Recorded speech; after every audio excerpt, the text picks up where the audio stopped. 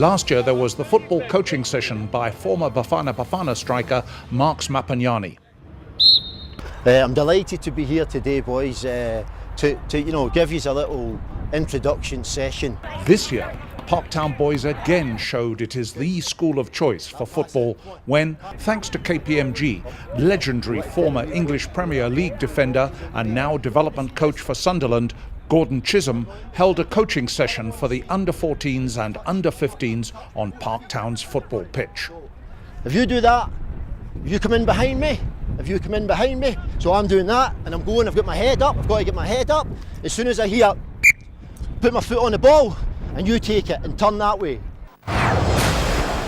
Wednesday was a particularly good day for pupils of Parktown Boys High School. They got to spend some time on the soccer pitch under the watchful eye of former Sunderland defender Chisholm. The Scotsman put the Parktown youth teams through their paces thanks to initiative by global auditing firm KPMG and English side Sunderland Football Club. I think the kids, they enjoyed the experience today, and the one thing is the possibility that there may just be that budding star in there. You may see him, and there is a pathway that, if someone shines here, that we could direct them through into Bidvest and carry on from there. Off we go. Good.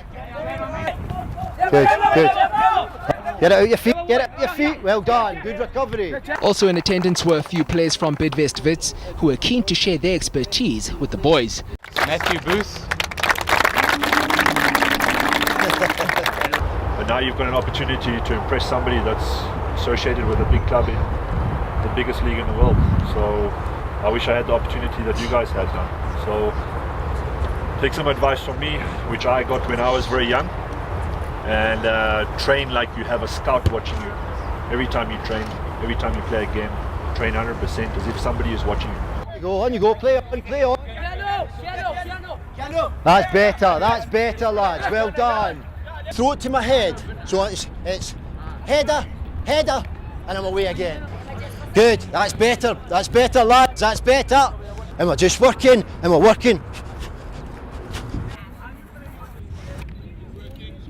Good passing. Yep, well done. Good, well done guys, well done. Pass that ball in, excellent.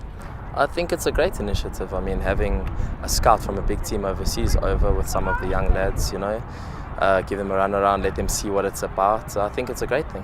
How important is it to develop football through young players like these? I think it's very important. I mean, this is where it all begins. You start at this age. This is where you learn your trade basically. I mean, the longer it takes to learn the basics, the more you'll struggle later on in your career. So from this age, even younger than this age, this is where you need to. It's of great importance, yeah. How would you describe what you've seen? Is there some talent here at Parktown? Yes, I've seen one or two boys that look pretty decent. This is just the basics. It's not actually a match situation, but I mean, yeah, some of the boys have some nice touches.